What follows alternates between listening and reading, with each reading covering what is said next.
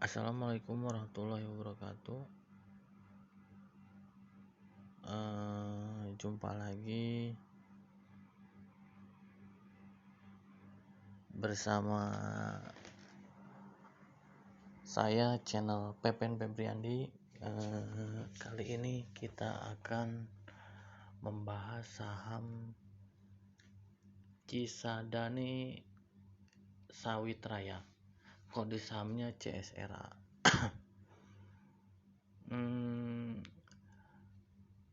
Saham Cisadane Sawit Raya ini menunjukkan kenaikan laba yang signifikan kalau menurut saya. Dan ini salah satu perusahaan sawit yang akan semakin besar.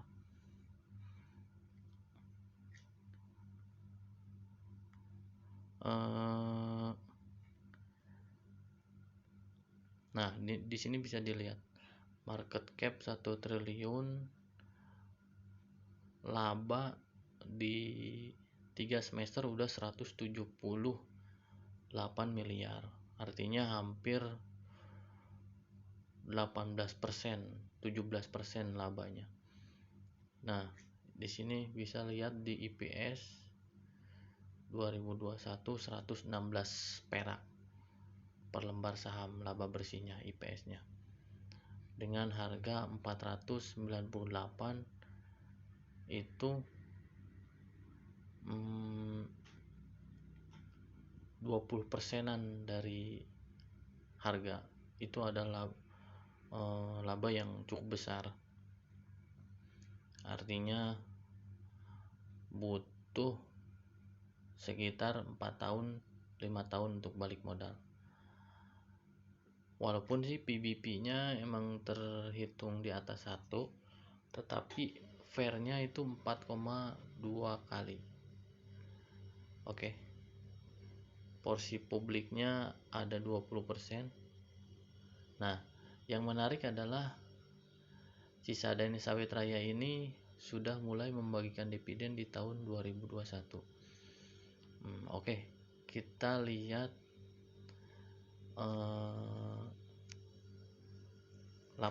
sekilas laporan keuangannya.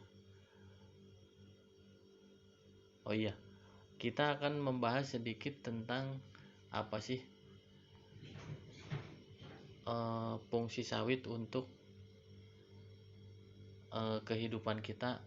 Ternyata banyak sekali. Itu kita bisa menjadi bahan makanan, campuran coklat, campuran margarin, blue band kayak gitu. Terus untuk kosmetik, untuk pakan ternak, untuk industri baja juga, untuk pelapis baja dan besi supaya tidak cepat berkarat, dan untuk campuran biodiesel. Bahkan Pertamina udah memproduksi ibaratnya bahan bakar 100% dari CPO. CPO itu adalah bahan mentah dari minyak goreng. Ya, otomatis kan yang terlihat jelas itu ya kita kan minyak goreng. Itu bahan produk yang dihasilkan dari kelapa sawit. Oke, kita lihat sekilas laporan keuangannya. Laporan keuangan 2020 kan belum rilis, jadi kita akan melihat laporan keuangan 2019. Disclaimer on ya, di sini saya hanya menyampaikan sekilas tentang Cisadane Sawit Raya ini, otomatis dan tentunya Dior gitu. Jadi kita harus, kalau kita ingin berinvestasi kita harus melakukan analisa lebih dalam.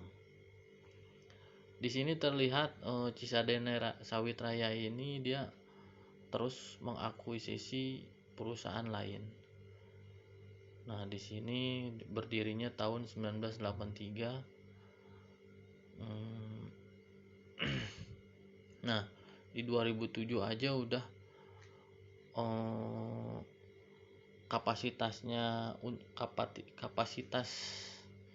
untuk menghasilkan CPO-nya itu udah 60 ton per jam. Ini di sini akuisisi PT Sawit Gasing, akuisisi PT Samukti, akuisisi PT Daya Argo Lestari, akuisisi PT Abi Putra, mulai penanaman di PT Ina Jevayata ya, akuisisi PT Bintang Kenten Lestari. Jadi ini perusahaan terus bertumbuh untuk dia memperbesar lahan untuk menanam kelapa sawit. Yang saya baca di news RTI Bisnis itu dia mempunyai sekitar 18.000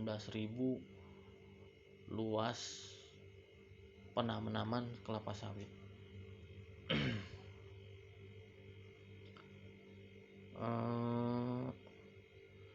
Berikutnya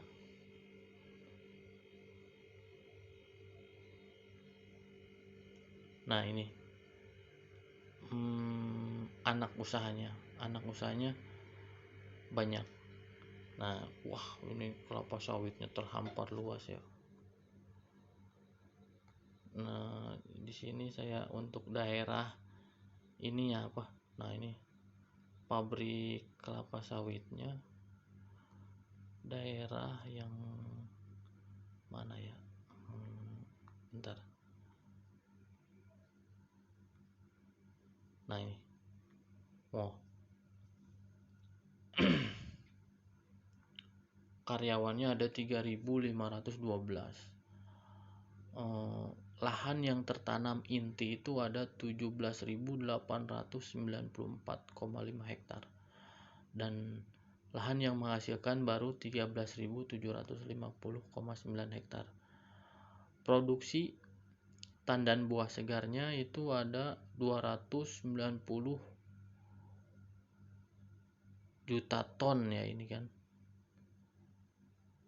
Nah, produksi CPO-nya 47.000 ton, 47.904 ton.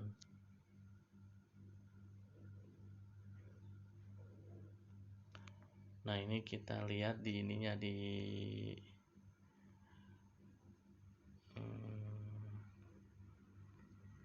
tadi saya download ininya. Nah, ini anak usahanya. Di sini terlihat apa?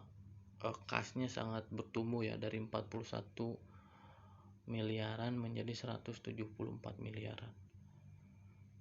Cuma CSRA ini dia memiliki hutang yang ini liabilitas jangka panjang atas hutang banknya 600 miliaran. Sedangkan tadi kan nilai perusahaannya 1 triliunan ya. Karena mungkin dia sedang agresif untuk ekspansi akuisisi lahan kelapa sawit. Jadi mungkin dia membutuhkan hutang bank untuk mengakuisisi lahan. Dan Indonesia itu adalah pemain utama di kelapa sawit. Yang kedua itu kan Malaysia. Melihat fungsi dari minyak kelapa sawit ini yang buat bahan makanan, buat kecantikan, buat biodiesel ya, yang untuk BBM masa depan itu fungsinya banyak. Jadi saya rasa perusahaan-perusahaan kelapa sawit ini akan terus bertumbuh ke depannya. Apalagi dengan kelangkaan BBM ya, minyak yang udah tidak bisa diproduksi lagi kan itu. Sedangkan ini kan bisa diproduksi dan menghasilkan bahan bakar. Sedangkan kan minyak bumi itu kan udah kalau habis ya habis udah.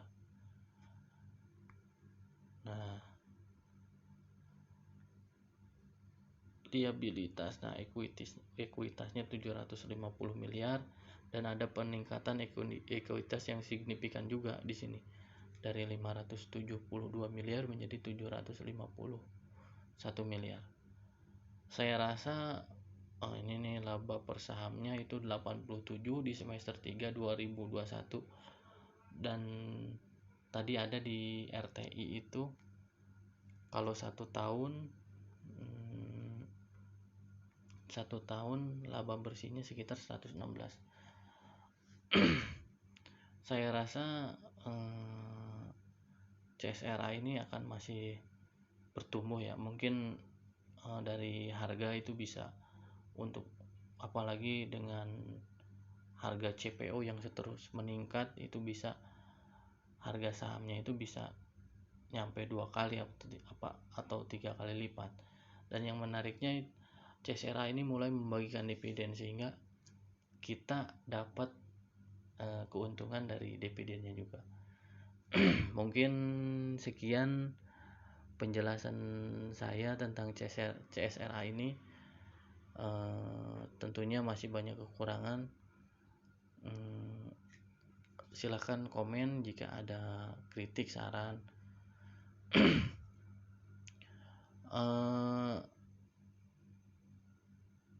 Tentunya kalau ingin berinvestasi kita harus analisa lebih dalam. Oke. Sekian. Assalamualaikum warahmatullahi wabarakatuh.